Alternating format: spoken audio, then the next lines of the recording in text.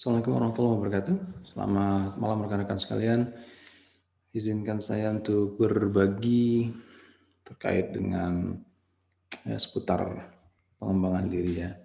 Yang kali ini kita coba untuk mengupas lebih dalam bagaimana memanfaatkan talent mapping untuk mendesain, meng-create personal brand.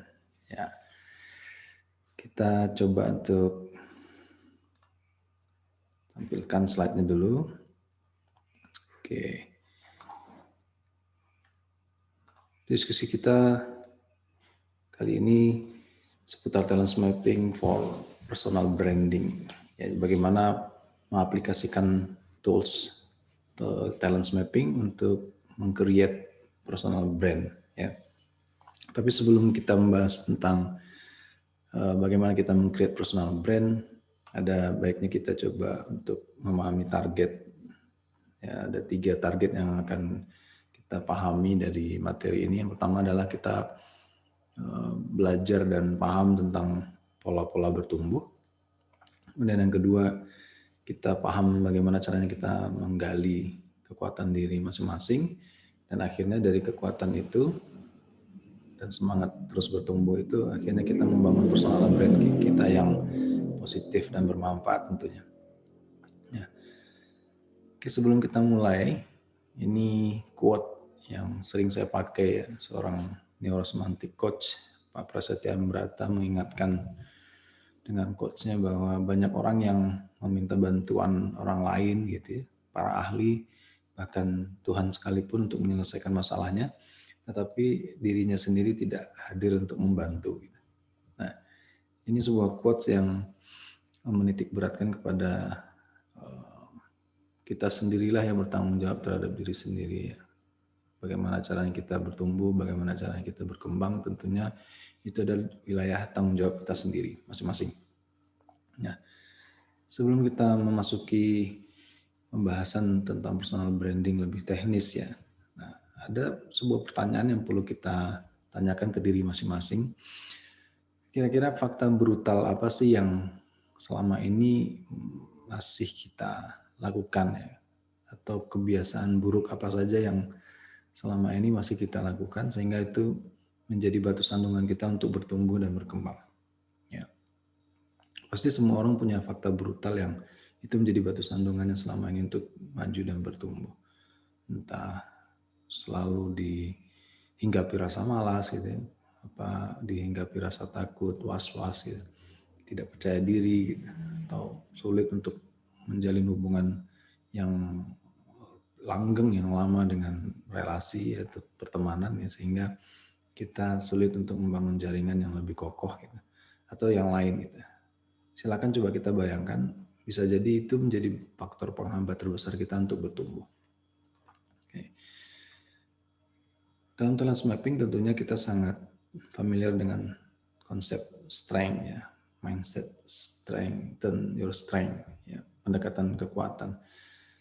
Dalam konsep ini tentunya mengakui kelemahan itu bukanlah sesuatu hal yang memalukan ya.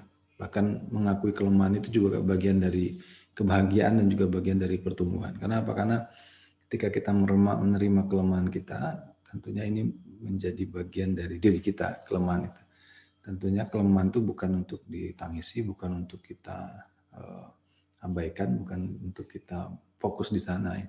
Tapi bagaimana caranya kita untuk mensiasati kelemahan itu, kemudian kita menggeser sudut pandang kita itu ke arah kekuatan kita masing-masing. Ya. Kemudian menurut John C. Maxwell dalam bukunya Beyond the Talent ya, kata dia ancaman terbesar orang-orang yang berpotensi, orang-orang yang punya keahlian, orang-orang yang punya kekuatan itu adalah buruknya moralnya. Gitu. Bahkan seorang santri talent, saya trainer di talent mapping, Pak Muhammad Ferus mengatakan di talent mapping ada 34 tema bakat, tetapi hanya satu teman bakat yaitu akhlak. Ya. Nah, ketika akhlak sudah bobrok, ya, attitude moral sudah bobrok, sehebat apapun kekuatan kita, potensi kita itu tidak akan dinilai orang sebagai sesuatu hal yang berharga. Karena orang lain akan memandang diri kita sebagai orang yang tidak bermanfaat sama sekali, ya, buruk dan sebagainya. Sehingga dengan keburukan moral itu, orang lain tidak lagi menilai kekuatan kita sebagai sesuatu yang berharga. Kemudian bagaimana caranya kita bertumbuh? Salah satunya tentunya kita perlu menguasai emosi kita, ya. Kenapa? Karena bisa jadi emosi itu yang membuat pikiran sadar kita, pikiran waras kita, pikiran sehat kita itu tertutup untuk mengambil keputusan, untuk bertumbuh, untuk memikirkan solusi, untuk memikirkan jalan keluar, ya. Karena emosi itulah akhirnya kita sulit untuk membedakan mana yang benar, mana yang salah, mana yang berharga, mana yang tidak, mana yang bermanfaat, mana yang tidak. Nah, cobalah kita kenali kira-kira emosi apa yang selama ini selalu menjadi hambatan kita untuk bisa bertumbuh. Salah satunya selama ini selalu menghack, ya, pikiran waras-waras kita itu, sehingga kita akhirnya sulit untuk melihat sebuah kenyataan. Akhirnya kita sulit untuk mendefinisikan masalah yang kita hadapi. Akhirnya kita sulit untuk menemukan solusi dari masalah itu. Kemudian selanjutnya kita perlu membedakan konsep tentang otak manusia, ya. Bagaimana kita memahami bahwa manusia itu punya 3 level fungsi otak, ya. Yang pertama adalah reptilian, ada mammalian, dan yang terakhir ada human. Nah, menurut teori ini ketiga otak ini memiliki fungsi yang berbeda-beda, ya. Reptilian fungsinya untuk survive, kalau ada masalah menyerang, lari, diam, makan, reproduksi, ya. Kemudian mammalian brain kalau ada masalah, ya, hanya munculkan sisi emosinya saja, sisi perasaannya saja. Nah, sedangkan human brain atau neocortex itu ketika menemukan sebuah masalah, dia secara natural memang berfungsi untuk berpikir, mencipta sesuatu atau merefleksi apa yang dialami. Jadi ketika kita ingin bertumbuh, tentunya kita tidak berlama-lama dengan 2 fungsi yang di bawah, ya, reptilian dan mammalian brain. Sehingga otak neocortex kita, ya, human brain kita itu tidak berfungsi secara spontan ketika kita menemukan masalah, ya. Jadi understanding human brain salah satunya adalah mengembalikan kembali human brain sebagai otak manusia, sebagai manusia sejati, gitu. Dan kita setelah paham tentang pola bertumbuh, tentunya kita ingin mengetahui kira-kira kita punya kekuatan apa. Nah, inilah modal awal kita membangun personal brand, ya. Karena apa? Karena personal brand tentunya menyuguhkan sebuah kompetensi, sebuah kekuatan, sebuah manfaat kepada orang lain, kepada kehidupan, ya. Sehingga kita dikenal oleh orang lain sebagai si A, sebagai si B yang punya sesuatu yang bermanfaat untuk mereka. Nah, tapi pertanyaannya bagaimana kita menemukan dan menggali kekuatan itu? Nah, tentunya kita menggunakan prinsip strength-based approach, ya, pendekatan berbasis kekuatan. Fokus pada kekuatan, siasati kelemahan. Itu selalu prinsip yang selalu diingatkan oleh Abah Ramayana selaku petemu dari talent mapping. Fokuslah pada kekuatan, siasati kelemahan. Kenapa? Karena kekuatanlah yang membuat kita semakin kuat ketika melakukannya. Kelemahan semakin dikerjakan membuat kita semakin lemah, ya, semakin kita tidak nyaman.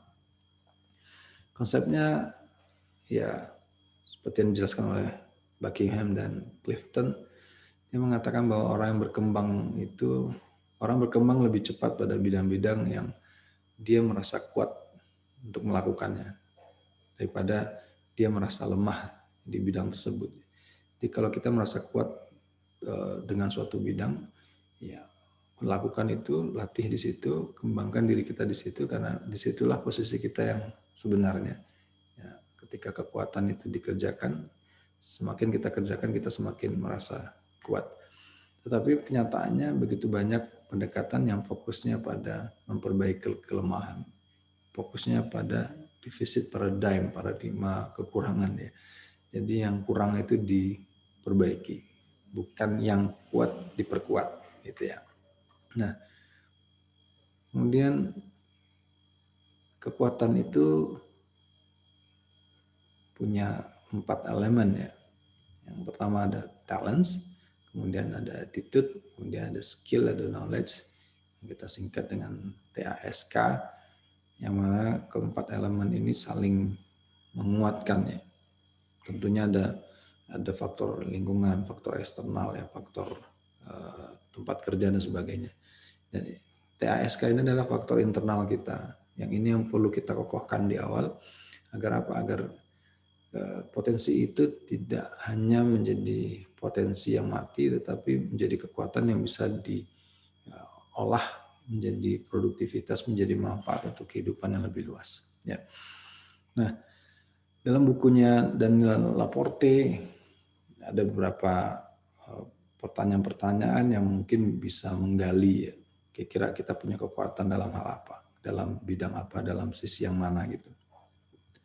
Yang pertama, coba kita tanyakan ke diri kita, kira-kira kita sangat berminat dalam hal apa sih gitu. Pasti setiap orang ketika ditanya, Anda sangat berminat di bidang apa? Mungkin ada yang olahraga, ada yang seni gitu ya, ada yang organisasi, ada yang melukis misalkan, ada yang kerjasama, ada yang berpikir misalkan ya, ada yang senang mengisi training yang memberikan motivasi dan sebagainya. Kemudian ketika seorang bertanya tentang kita, apa yang kira-kira kita katakan dan bagaimana perasaan kita ketika kita mengungkapkannya. Jadi orang bertanya tentang kita menceritakan apa sih tentang diri kita, kemudian rasakan bagaimana perasaannya. Kemudian orang-orang lebih sering berterima kasih atau datang ke kita itu dalam hal apa? Ya. Kemudian sebutkan 5 acara, komunitas atau training yang ingin sekali kita untuk bergabung atau ingin sekali kita untuk ikut. Ya. Bisa jadi itu dorongan. Kalau kita ikut training ini atau kita ingin baca buku itu, ya, bisa jadi itu dorongan potensi yang ada dalam diri kita. Atau apa yang Anda bicarakan atau apa yang kita bicarakan dengan teman kita yang larut malam sehingga kita itu lupa waktu ya, dan kita tidak kehabisan pokok bahasan ya. Kita tidak pernah kehabisan ide topik gitu. Kira-kira apa ya? Kemudian yang keenam, aktivitas apa yang membuat kita itu benar-benar berguna, kemudian hidup dan merasa kuat. Itu tadi ya, semakin kita kerjakan kita semakin hidup dan semakin kuat. Kemudian tokoh atau orang seperti apa yang benar-benar membuat kita terinspirasi. Dan yang terakhir, sebenarnya kita ingin dikenal sebagai siapa sih gitu ya. Nah, ini 8 pertanyaan yang menurut Daniel Laporte bisa mengidentifikasi kira-kira kita punya kekuatan di mana. Atau menurut Buckingham ya, coba kita mengidentifikasi diri kita dengan 5 pertanyaan atau 5 kondisi seperti ini. Yang pertama, kira-kira kalau kita bekerja di sebuah organisasi atau bergabung dalam sebuah komunitas ya, kita tuh berharap dapat tugas apa sih gitu. Ya.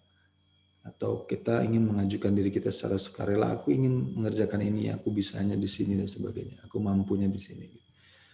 Berharap dapat ditugaskan itu menunjukkan kalau kita punya sesuatu yang berharga yang bisa kita berikan ke orang lain. Dan yang kedua, kita benar-benar mempersiapkan diri sebelum melakukannya. Ada prepare yang benar-benar perfect. Gitu. Kita tidak mau setengah-setengah. Kita pengen kegiatan itu berjalan dengan maksimal. Tentunya kita akan merencanakannya juga dengan maksimal. Kemudian yang ketiga, ketika sudah melakukannya kita tuh sangat fokus gitu, kita sangat mengalir, kita sangat deep gitu ya, sehingga kita tidak ingin diganggu, sedetik pun kita tidak ingin terdistorsi oleh apapun ya, kita sangat fokus di situ. Kemudian yang keempat, kita merasa efektif saat melakukannya, langkah-langkahnya, strateginya, rencananya, tekniknya gitu, tahapannya, gitu. Dan kita merasa efektif sehingga apa yang sudah kita rencanakan bisa tercapai dengan baik. Dan yang terakhir, ketika sudah selesai kita merasa puas. Ya, ada rasa puas yang itu sulit untuk didefinisikan, ya, sulit untuk diwakili oleh kata-kata apapun ya. Kita merasa puas gitu, ada ketenangan batin ya. Kenapa? Karena kita sudah melakukan sesuatu yang bermanfaat untuk orang banyak dan itu berhasil. Nah, kira-kira apa sih yang kita rasakan dari 5 hal ini, dan bisa jadi itulah yang menjadi kekuatan diri kita yang bisa kita berikan kepada kehidupan. Ya, identifikasilah diri kita masing-masing lewat pernyataan ini. Kemudian dari talent mapping ya, ada beberapa cara bagaimana kita menggali kekuatan diri kita. Yang salah satunya yang paling sederhana adalah SWOT assessment ya. Ya, Seven Working Area. Jadi ini bentuk sederhananya dari tes talent mapping yang ditemukan oleh Bahram Royani, bahwa bekerjanya manusia itu sebenarnya dibagi dalam dua ranah, ya. Ranah individual dan ranah interpersonal. Berinteraksi dengan orang atau individual, tidak butuh berinteraksi dengan orang banyak. Di wilayah interpersonal dibagi lagi tiga kategori, di mana kita bekerja mengendalikan orang lain, bekerja sama dengan orang lain, atau bekerja melayani atau merawat orang lain. Ya. Kemudian di ranah yang kedua, individual, itu dibagi lagi menjadi dua. Kinerja yang membutuhkan berpikir lebih banyak, ya. Atau bekerja yang tidak begitu butuh berpikir banyak. Nah, yang berpikir ini dibagi dua lagi, yang dominan otak kiri, ya, yang bekerja dominan otak kanan, atau yang berpikirnya sedikit, bekerja di luar ruangan atau di dalam ruangan. Nah, cara mengisinya bagaimana? Silakan kita ambil kertas ya, kemudian isikanlah pada kolom yang sebelah kanan ini poin atau persen ya, totalnya sampai 100% dari setiap kategori ini yang Anda rasa kira-kira mewakili diri kita. Kalau kita bekerja itu kita lebih kuat dalam hal apa? Ya, di sisi yang mana? Mengendalikan, bekerja sama, dan sebagainya.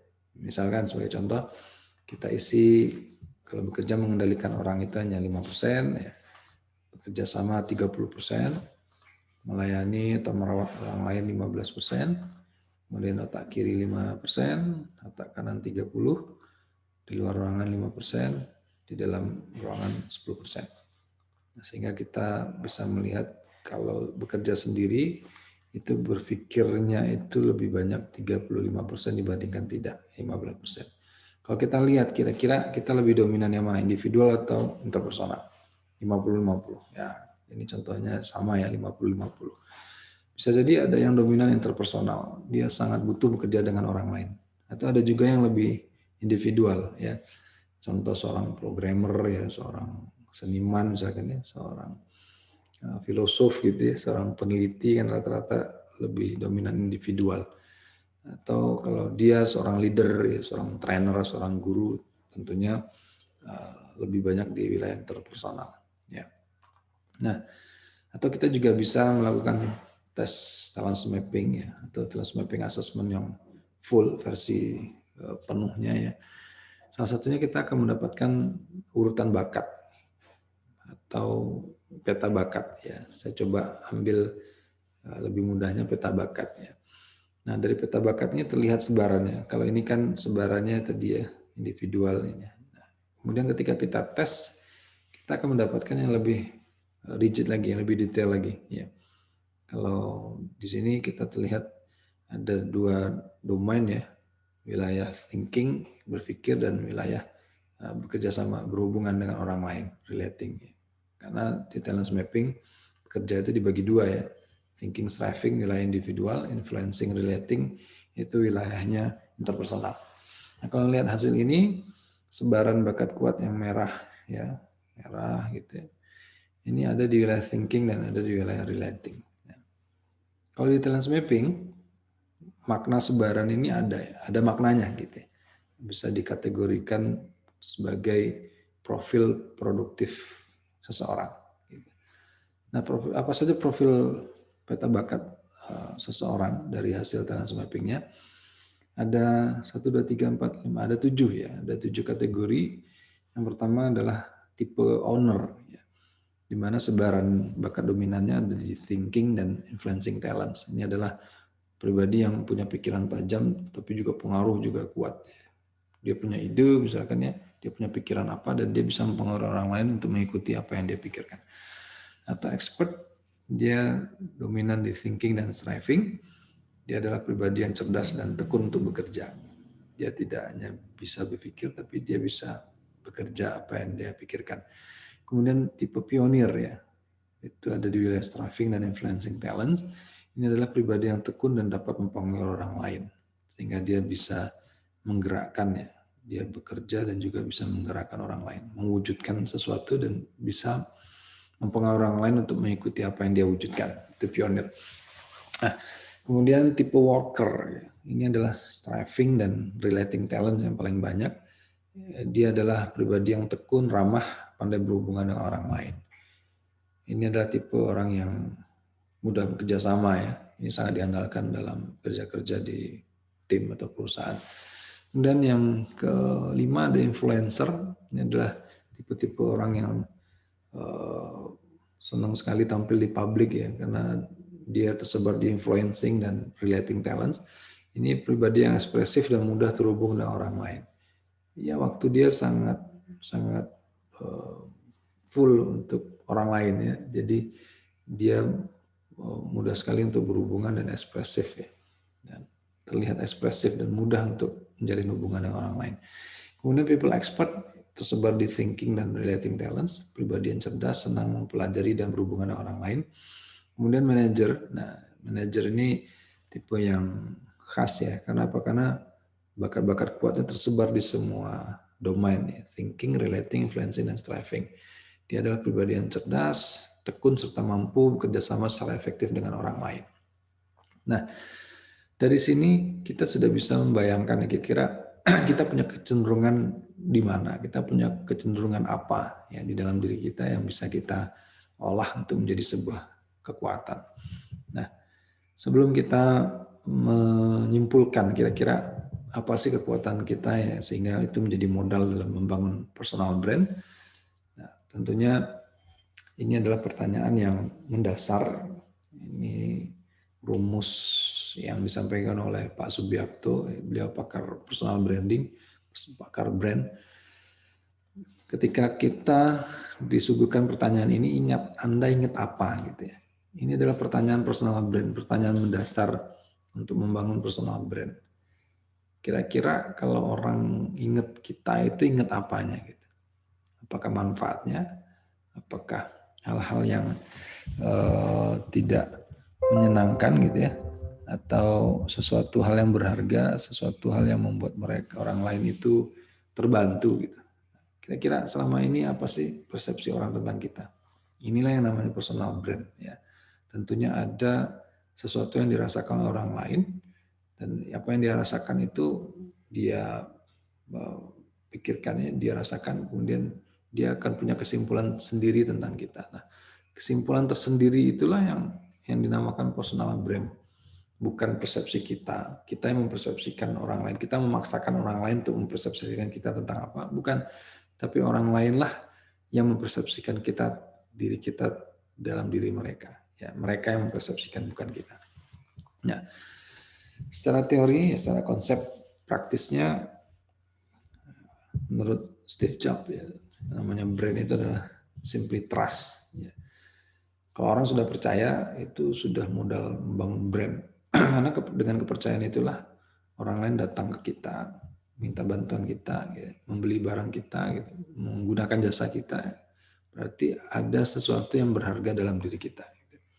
Jadi brand is simply trust. Atau menurut Seth Godin, kalau melakukan branding itu cukup dengan buatlah janji-janji manis ya, tetapi tepati janji itu. Inilah cara terbaik untuk membangun brand ya, making promises and keeping them gitu. Buatlah janji-janji ke orang lain, kemudian tepati gitu. Sehingga orang lain akan merasa, oh ya dia orang yang jujur ya, orang yang integritas gitu, orang yang walk the talk gitu ya. Dia memegang prinsip dan sebagainya gitu. Nah, itu sangat melekat bagi orang lain. Atau menurut Jeff Bezos, branding itu ya ketika kita berada di ruangan, kemudian kita keluar, orang lain membicarakan kita itu seperti apa, itulah brand. Apa sih kesan orang lain tentang diri kita ketika kita meninggalkan ruangan? Gitu. Apa sih yang dibicarakan orang lain tentang diri kita ketika kita tidak berada di tengah-tengah mereka? Ya. Atau menurut McNally and Speak ya, brand adalah ya persepsi atau bisa jadi ada emosi, kesan ya mendalam yang dirawat oleh orang lain sehingga itu merefleksikan ya pengalaman mereka ketika berinteraksi dengan kita. Jadi berhati-hatilah ya. Makanya John C. Maxwell mengatakan tadi salah satu PR terbesar orang-orang yang punya kekuatan keahlian adalah terletak pada moralnya ya. Jangan sampai moral buruk itu menjadi kesan yang buruk pada orang lain sehingga menutupi kekuatan yang kita punya. Nah, atau menurut Pak Subiakto, brand itu adalah persepsi dan makna. Persepsi plus makna. Ada persepsi yang dibangun oleh orang lain, kemudian ada makna yang disimpulkan terhadap persepsi itu. Nah, itulah brand. Nah, untuk membangun brand itu sendiri, kita butuh 3 pilar ya, 3 elemen dasar personal brand. Yang pertama kompetensi. Nah, dalam talent mapping, kompetensi tidak cukup ya, tapi kita butuh yang namanya strength, kekuatan. Kalau kompetensi itu ada TAS, ASK ya, attitude, skill, knowledge, hanya 3 itu. Tapi ketika kita butuh kekuatan, kita perlu satu elemen lagi yang namanya talents. Nah, disinilah peran talent mapping itu dibutuhkan bagaimana sehingga kompetensi itu bisa bergeser, ya, berkembang, membesar menjadi sebuah kekuatan. Nah, dari kekuatan itu kita memberikan manfaat ke orang lain sehingga mewujud menjadi prestasi. Nah, prestasi yang diulang-ulang itu yang kita sebut dengan reputasi. Nah, secara teknis kita bisa menggunakan konsep canvassing ya, bagaimana kita menggali, ya, mengurai model yang ada dalam diri kita, potensi yang ada dalam diri kita sehingga kita mengetahui betul bahwa diri kita itu tipenya seperti ini, modelnya seperti ini ya. Walaupun di talent mapping itu sudah mulai dikerucutkan ya bahwa kita punya talent seperti ini, kemudian kita punya potensi kekuatan seperti ini. Bahkan kita diberikan prediksi ya bahwa kita punya personal branding seperti ini gitu. Nah, dengan menggunakan canvassing ya, tentunya ini akan memudahkan kita untuk berpikir lebih sistematis ya, berpikir lebih mendalam tentang diri kita. Nah, di sini ada 1 2 3 4 5 6 7 8 9 10 11 12 ya, ada 12 kotak. Yang mana ke-12-nya ini menggambarkan diri kita atau model diri kita gitu. Yang pertama kita perlu mengkaji ke belakang kira-kira kita punya sejarah apa sih tentang diri kita gitu. Kita punya kenangan apa sih tentang diri kita. Bisa jadi sejarah kita, kenangan kita, cerita-cerita yang lama kita itu punya sebuah makna yang itu berpengaruh terhadap perkembangan kita pada hari ini. Bisa jadi kisah-kisah kita yang lama itu menjadi modal kita untuk menjadi diri kita hari ini ya. Nanti akan saya sertakan contohnya seperti apa storyline itu. Ini yang pertama, kemudian kita bergeser yang kedua knowledge ya. Saya tidak akan bahas semuanya, saya bahas sekilas saja. Kemudian kita kupas skill ya, kemudian personal goal, inspirator, kemudian ini ada perubahan ya. Kalau di awal ada keberadaan, saya ganti prestasi ya. Kemudian ada target audiens ya. Terakhir target audiens. 8 ya. Yang poin 8 ada peran yang ingin kita ambil sebagai siapa gitu. Nah, untuk menggambarkan personal brand atau personal model kita cukup mengupas 8 poin ini. Yang pertama kita menelusuri kira-kira ada nggak sih cerita yang itu berkesan untuk kita sehingga itu menjadi refleksi kita pada hari ini, storyline. Kemudian pengetahuan apa saja yang kita rasa kita mampu, kita suka, kita menguasai. Kemudian skill apa yang kita rasa juga kita kuasai. Kemudian personal goal, cita-cita apa yang selama ini kita pendam yang ingin sekali kita mewujudkannya. Kemudian yang kelima, siapa sih yang menjadi inspirator kita dalam hidup. Kemudian yang keenam, kira-kira selama ini kita punya prestasi apa yang bagi kita ya secara pribadi itu sebuah capaian yang besar. Kemudian yang ketujuh, kira-kira target audiens kita siapa nih? Dengan kekuatan kita, kompetensi kita itu, kira-kira siapa saja yang bisa merasakan manfaat dari kehadiran kita. Nah, yang terakhir adalah dari kesemuanya ini kita bisa mengerucutkan, aku akan memilih misi hidup atau peran di tengah masyarakat sebagai siapa, gitu ya. Nah, ini contoh sederhana storyline ya. Ini adalah seorang anak muda yang pada usia 6 tahun dia ingin sekali membuat kue. Dia setiap Sabtu Minggu itu pergi ke toko bahan kue, beli kue, dia membuat kue. Akhirnya dia ingin menabung untuk membeli mixer ya. Ini yang dia bawa ya. Nah, akhirnya dia menyimpulkan bahwa aku punya hobi ya buat kue, hobi masak gitu. Kemudian berapa tahun kemudian, ya 6 tahun kemudian atau 10 tahun kemudian ini Rendra sudah kelas 3 SMK ya. Sekarang dia punya hobi untuk membuat cake and bakery, bahkan dia punya usaha rumahan dengan ibunya di Solo. Dia punya quote bahwa membuat roti adalah caraku bersenang-senang ya. Dan ini di usia dia yang ke 17 ya. Berarti sudah 10 tahun ya. Dari kisah dia 6 tahun di usia 6 tahun, kemudian saat usia dia 16 17 ya. Dia menyimpulkan bahwa kesenanganku adalah membuat roti ya.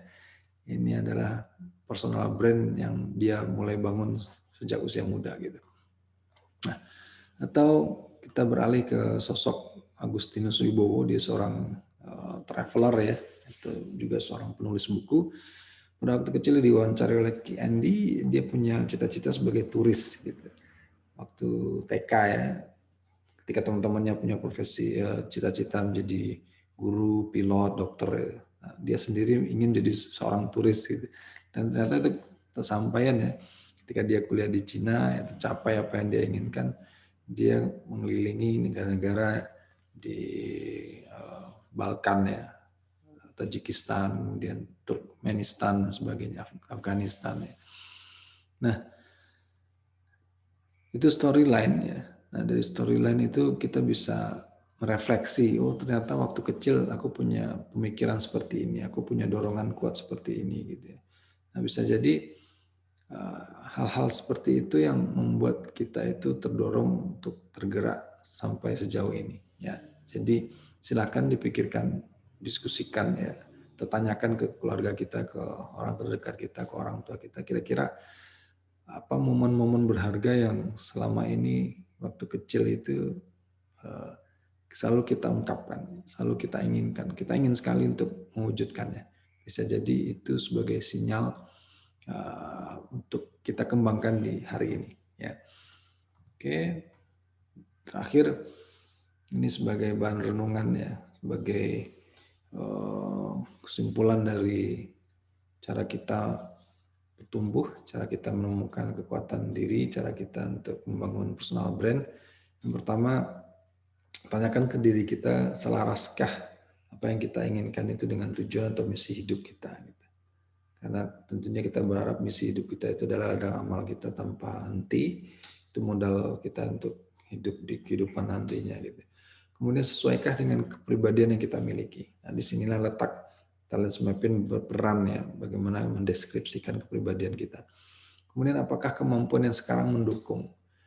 Nah, ini tentunya selain kombinasi dari potensi kekuatan dari talent mapping, ada knowledge, ada skill, kemudian ada prestasi yang mungkin sudah kita capai ya selama ini.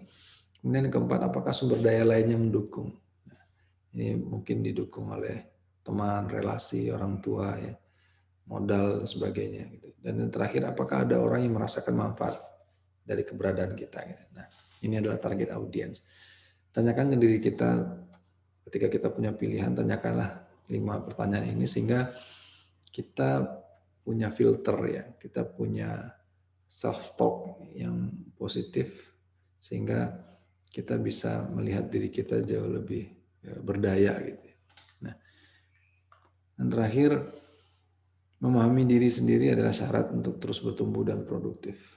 Jadi jangan berhenti untuk menelusuri dunia dalam kita, jangan lelah untuk mencari tahu siapa diri kita sebenarnya, karena semua sumber yang berharga itu bukan berasal dari luar tetapi ada di dalam diri kita dan itu ternyata sudah dititipkan oleh Allah dalam diri kita.